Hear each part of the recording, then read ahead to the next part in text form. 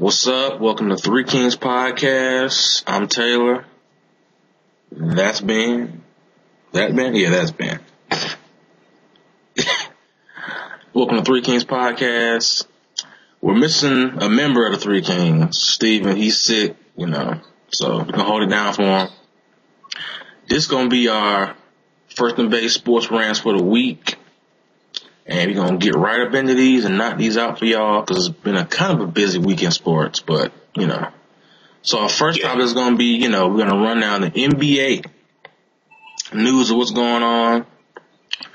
Let me see. The Lakers, the Lakers are playing, I'll give them that. The Lakers are playing better. But Mike D'Antoni still ain't going to make it after Christmas. He's going to be gone. He'll make it till after Christmas. They ain't going to fire two coaches in 1 year. But Mike D'Antoni wasn't the answer. I don't understand who the hell thought he was the answer. Mike D'Antoni doesn't coach defense. That's not something that's ever been coached by him. The only reason his system worked in Phoenix is at the time he had Sean Marion. And Sean Marion. See, people forget. Sean Marion could guard all 5 positions at that one time. I think Mike D'Antoni is the most overrated coach in basketball. They be like, he's got international experience. He had Steve Nash in his prime and a whole bunch of 3-point shooters and Amari Stoudemire. Chill. He's an offensive guru. Chill. Steve Nash was balling. Steve Nash was in his prime of his career. Has the floor vision, all that. I'm not saying they didn't have a system he wanted to run, but Steve Nash made it run in his prime. They don't have the same team. Don't have the same amount of shooters. Don't have any big men who can run up and down the floor consistently for 30 plus minutes. I mean, what do you want? Dwight can. He can't run like Amari used to run when he was in Phoenix. I'm sorry. Oh, no, he can't. Because Amari was never a center. Amari is not a center. But he plays center in that system and it worked. That's the thing. True. I don't know. I'm just not impressed with the Lakers. I am impressed with the Clippers, though. Them boys out here balling. I think they won like 11, 12 straight. Here's my thing about Clippers. The Clippers are playing really well right now, but I don't see the Clippers winning the NBA championship. No, I don't see them winning this year. And it's for a couple of reasons, though. First of all, because Blake Griffin is the most overrated, quote-unquote, superstar in the NBA. He is. He is. He's averaging like 20 and 15. No, he's not. No, he's not. No, he really isn't. He's averaging. Blake Griffin is averaging. No, like he's not. 20 and bruh, he's averaging 18 and 8 a game. Please believe me, because I checked it. Now. Please believe me, he's averaging 18 points a game. I mean, that's still good. I'm just saying he's not, but he's an overrated. So you're a superstar. He never called himself that. Man, you don't have to call yourself. I ain't never heard Kobe say it either, but we know Kobe is a superstar. Come on, Kobe man. Call himself that. No, chill out, man. I don't mind Blake Griffin. I think Blake Griffin is extremely good. I'm not saying he's not. All I'm saying is that as far as like, I just feel his game isn't where it needs to be yet for them to win the championship. For him to be, they don't necessarily need him. Yeah, in that capacity to win a championship. Yeah, they do. Dude, they got the deepest team. They might have the deepest team in the NBA. They might, if Lamar Odom ever decides to if they're gonna win a championship, he needs to be A1. He needs to be. No, he doesn't. You have Chris Paul. You don't need him to be the star. Bruh, as good as Chris Paul is, he can't be the main cog scoring and win a championship. A point guard. He doesn't need to be. You got Jamal Crawford, who's averaging like 30 off the I'm exaggerating. I hear what you're saying. They need Blake Griffin to ball to win a championship. I understand what you're saying. They do not need him to be the focal point of their offense because he's not built like that. I'm not saying that. Never built like that. See, that's not what I'm saying. They need him to play at his best for him to win an NBA championship. That's all I'm saying. I'm not saying he need to go out here and put up 30 and 20. I'm not saying that. I'm saying he needs to play like a superstar people are saying that he is. I mean, you can't be a superstar, bruh. Do you realize that they got into a game 6, game 7 situation? They couldn't even play DeAndre Jordan and Blake Griffin in the final minute because they can't shoot free throws. I mean, Shaq couldn't shoot free throws either. He didn't have There's to. a lot of players that can. He didn't have to because you know why? He was scoring 34. He was throwing 30 and having 15 rebounds in the playoff. He didn't have to. They ain't the same type of player. I mean, I'm not going to take away from. I don't think they'll win this year just because I don't think they're built to win this year. But I think they have a good chance to get into the finals. I think they can get to the finals. Well, see, they do because the West is top heavy. The West is extremely top heavy. OKC, Spurs, Memphis. Clippers, and Memphis. That's it. Team that are actually contenders. That's it. And maybe Denver. Maybe. Denver's a year away. Denver's a year away to get gel and all that. They're a year away. Because Lil Durk is a beast, though, when he's healthy. Come on, Gallinari? Yeah, Lil Durk. Dude, I think he could be better than Durk just because he can do more. If his thing is the team, if he was the focal point and was getting more shots, then I agree with you. You know what I mean? They don't use him to shoot like that. But all right, let's move on a little bit to the NFL. It's about to be playoff time. Right now, the Seahawks and the 49ers about to play their Sunday night game. Yeah. Who your Super Bowl pick? Right now, and this is liable to change. This is liable to change. My Super Bowl pick right now. Super Bowl, yeah. MC Little Big Man. Stop. Let me see. My Super Bowl pick. I keep saying Super Bowl. God. Super Bowl pick is from the NFC right now. For me, it's a toss-up. It's a toss-up between the 49ers and the sleeper Washington Redskins. I can see both those teams getting there. I'll have something more to say about that when I get to my turn. Go ahead. And your AFC. In the AFC, I'm so against saying the New England Patriots, but I might have to. But in the AFC, it's a toss-up for me between I want to say Denver, but it's just something to make me feel like the bottom is going to drop out of Denver. You know what I mean? Like something to make me feel like, you know what, the bottom is going to drop out of this thing. At some point, they're going to lose the game because I don't think they've lost. I think they won 11 and 12 straight or something. Yeah. At some point, they're going to lose. For me, mine is either in the NFC just because I love watching the 49ers hit people. Because I don't think there's an NFL team that hits harder than the 49ers. They just be laying motherfuckers out. True. Either the 49ers or the Redskins. I think of the NFC. And I say the Redskins this with a caveat. Mm-hmm. If RG3 is completely healthy, yeah, I can see them making the Super Bowl run. The only problem with that is, and unfortunately, being black, I see the plight of the black quarterback because I played a little quarterback when I was younger before I stopped growing. And I'm 5'9". And getting good at playing quarterback. But go ahead. Hey. Whatever. But I say this. I feel sorry for every single athletic black quarterback if RG3 wins the Super Bowl. Because if they don't win one, it's why can't you be like RG3? Maybe because the Shanahan's is out here running the spread triple pistol option. This is college. But that's beside the point. Yeah, but he can run it though. Shit. Oh, he can run it. Hey, don't get me wrong. The Shanahan's have done an excellent job of putting RG3 in a position to do really great things. And I think players like RG3, Cam, Colin Kaepernick, who's the other black quarterback? Russell Wilson. Yeah, Russell Wilson. I think these dudes are going to be the future in the NFL, and the still stupid ass stigma that's around black quarterbacks is going to get dispelled because you got 5 black quarterbacks in the NFL right now falling. Yeah. That's the side point. And notice in the NFC I didn't say the Falcons, and there's a reason for that. I don't trust the Falcons. They've had multiple years where they've done this, win all these damn games and get their asses whipped in the first round of the playoff. Bruh. Why you right on Twitter getting all mad and salty at people saying they ain't gonna win nothing? You know what the Falcons are? And people are the Falcons are the best good team in the NFL.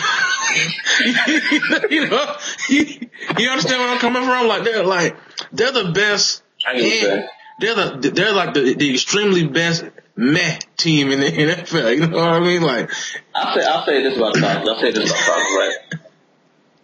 Matt Ryan is a decent quarterback. See, Matt Ryan's an okay quarterback. But listen, Matt And they have some very, very good wide receivers. Matt Ryan is a good quarterback. He's not great. He's not great quarterback. Let's stop there. Doesn't have a great arm. Isn't mobile. Smart. He's smart. I'll give him that. Won't make a lot of, well, he will make a lot of mistakes. Give and take again. But this is the reason I don't think the Falcons will win. First of all, their record is padded because the NFC South fight this year was terrible. Absolutely horrible. You had the Panthers who are now, I think they won 3 straight games, but the Panthers who were going through a transition period to get to where the Falcons are. You had the Saints losing their coach. You have the Buccaneers, I don't even know. The Saints defense being awful as hell. Yeah. And the Buccaneers who, I believe in the last 3 weeks, Josh Freeman has thrown 16 interceptions in 3 weeks. God. And he's just out here just giving the ball away.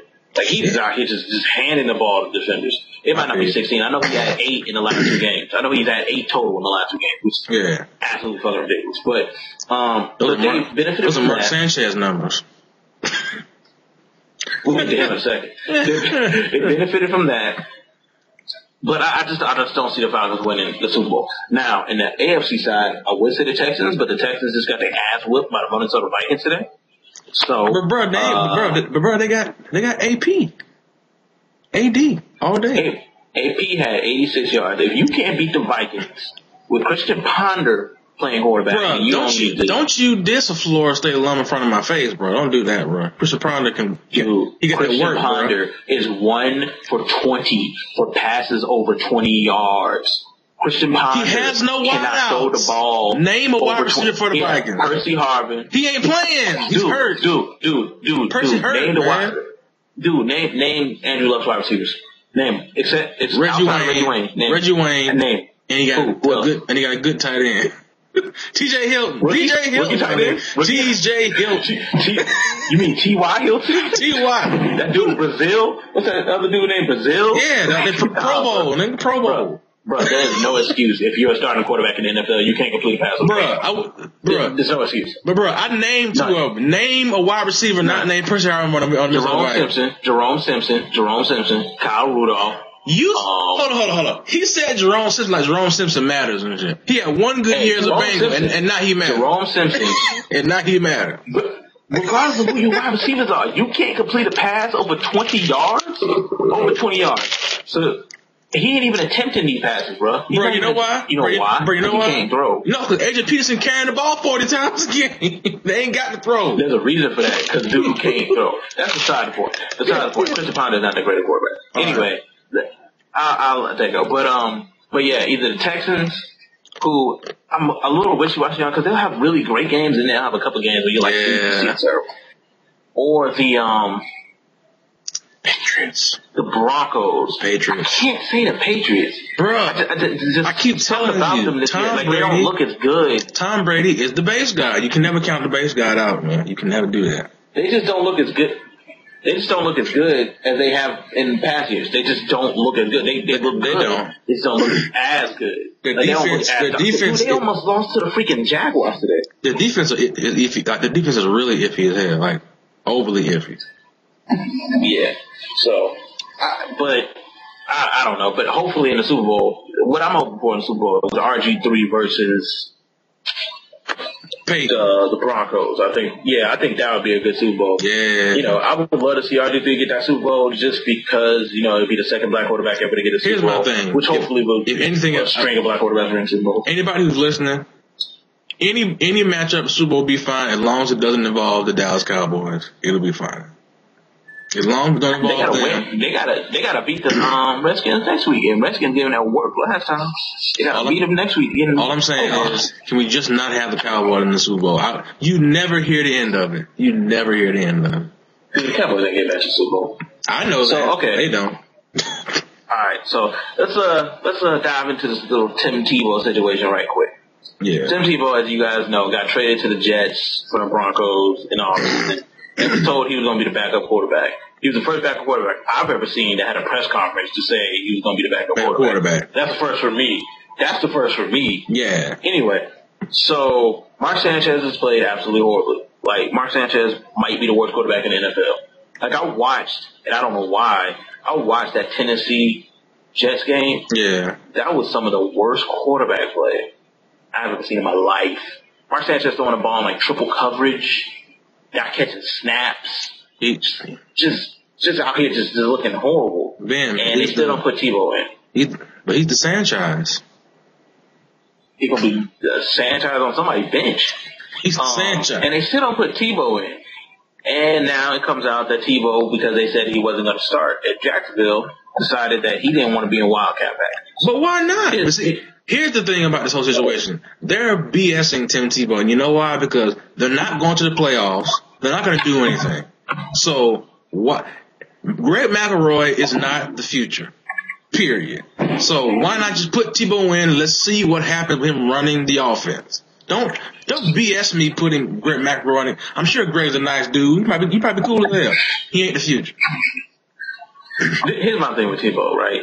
If you're gonna get him, and you're starting as your backup quarterback, play him. And your starting quarterback is horrible, just play him. Just play the dude. See what happens. He's gonna be horrible. He's gonna be bad. Tebow is a bad quarterback. He can't play quarterback in the traditional sense of playing quarterback. So it's not like you're going to lose anything by having him play quarterback. Your season is already done. Like, you're not playing for anything. Yeah, but it's not, like you said, he's not a good quarterback, but it's not like he had one game not being a good quarterback. And like he was going to lose all the rest of your games. You know what I mean? Yeah, I mean, even if he did, it's not like you have any intention of having him do back next year. Exactly. So you might as well just put him out there and see what he does. Here's my thing on Tebow, right? Like, I don't dislike Tebow. I give a damn about his religion. I don't care. Okay. He can worship whatever he wants. If he can play quarterback, I like watching, but he can't. So anyone who's out here like, oh, you're a Tebow hater, like, nah, dude, like, he just can't play quarterback. Like, I don't care about him as a person at all. Don't care at all. Dude just can't play quarterback. But the Jets have done him completely wrong. You don't take someone and say, you're our backup, and then decide to take the third string quarterback and jump him. Which is funny because this is exactly what he did to Brady Quinn in Denver. Because Brady Quinn was the second string quarterback in Denver. Ain't it? And Tim Tebow jumped him in camp. Tim Tebow was the fourth string quarterback in camp. So Tebow got Tebow? He got Tebow. Damn. And here's the thing with me, is the people like, when all these coaches are like, oh, he's a horrible practice player. That's important. Yeah, exactly. You kind of need to be able to do well in practice. Yeah. If he can't do well in practice, no. I'm not putting him in games. Skip Bayless. He's a horrible player, but unleash. No. If I'm his coach, I'm like, unleash. You can't complete that hitch in practice. Why would I put you in the game? Bruh. If you can't tell me my plays in practice, why would I put you in the game? Man, but he can't unleash in practice. You got to let him unleash, man. All he does is win. Notes. All he does is win. Notes. All he does is win. He really doesn't. He doesn't just win. That's the thing. He wins in every facet of life, man. Come on, touchdown, Jesus. I guess so. All right, so let's get to the national championship game between the Catholics and as Jimmy Clausen's shirt says, the Catholics versus the Cousins. No, it's the Cousins. It's the Catholics versus the Baptists, ain't it? No, this Southern Baptist, bro. No, they called it. They had a T-shirt that said "Catholic versus the Cousins." That's wrong. The kissing cousins. Oh man, that's wrong. But yeah, let's get to this game. Personally, I think the game will be closer than a lot of people do, just because Notre Dame's got a nasty defense. Yeah, but Notre Dame can't score. There you go. Can't score. They won't be scoring much either. And quite frankly, it's not like Alabama's got this super duper beastly offense. Considering not Greg McElroy. Who they damn quarterback? Who they damn quarterback? AJ McCarron. But see, here's my take on this game. It's going to be a hard-hitting, close. It should be a hard-hitting, close game to the fourth quarter. I just think Alabama's going to do more to win the game. Like, I think Alabama, again, you're giving Nick Saban, of all people, a month in advance to plan for offense who's good, but it ain't great.